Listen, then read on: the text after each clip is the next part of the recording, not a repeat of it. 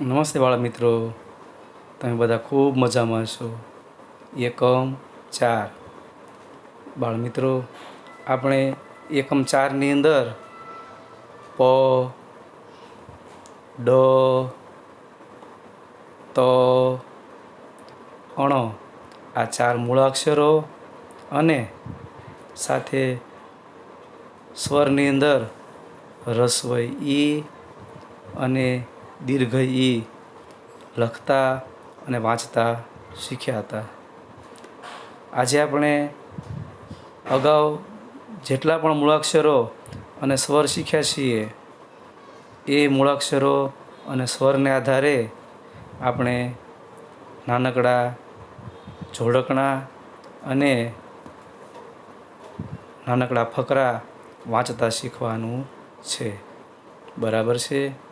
તમે ધ્યાન રાખશો એટલે તમને પણ આવા નાનકડા જોડકણા અને ફકરા વાંચતા આવડી જશે. પેલું જોડકણું છે બાળક બોલે. આપણે જોડકણું વાંચીએ.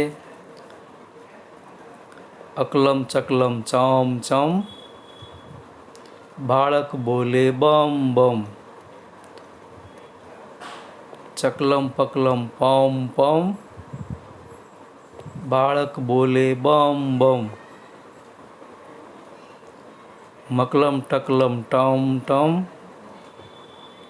બાળક બોલે બમ બમ. જોઈને મિત્રો, કેવું સરસ મજાનું નાનકડું જોડકણું છે. હવે આપણે એક નાનકડો ફકરો વાંચીએ. કીડી અને કાબર. તમે ધ્યાન રાખજો, તમને પણ વાંચતા આવડી જશે. વરસાદ વરસે છે, પાણીમાં એક કીડી તણાય. કાબરે કીડીને જોઈ કાબર કીડીને એક પાન આપે છે. કાબર કીડીને બચાવે છે. જોઈ બાળ મિત્રો, અહીંયા એક કાબર અને કીડીની વાત છે. હવે આપણે ફરીથી એક નાનકડું જોડકણું પહેલાં વાંચીએ. અજબ ગજબ.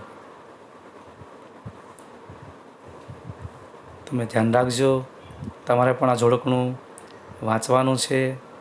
તમારે પણ આ જોડકણું બોલવાનું છે. બરાબર છે? જોઈએ આપણે જોડકણું અજબ ગજબ. જગત કેવું અજબ ગજબ, કાન મારા અજબ ગજબ, અવાજ સાંભળે અજબ ગજબ. પગ મારા અજબ ગજબ, ચાલે એ તો છમ છમ. હાથ મારા ગજબ ગજબ, અવાજ કરે સમ સમ.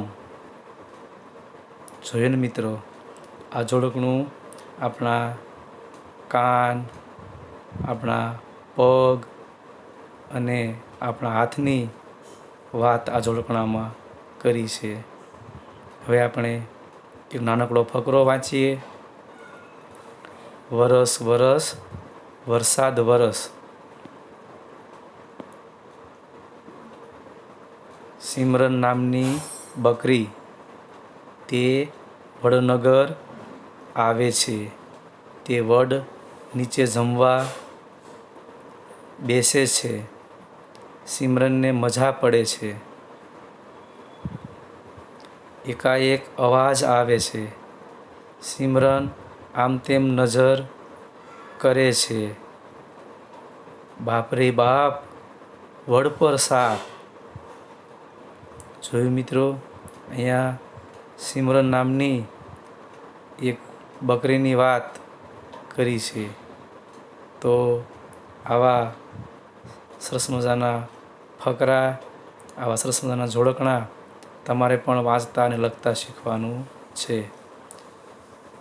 મને વિશ્વાસ છે કે તમે પણ આવા ફકરા અને આવા જોડકણા નિરાતે વાંચજો. વાંચશો ને? ખૂબ સરસ. આવજો બાળ મિત્રો.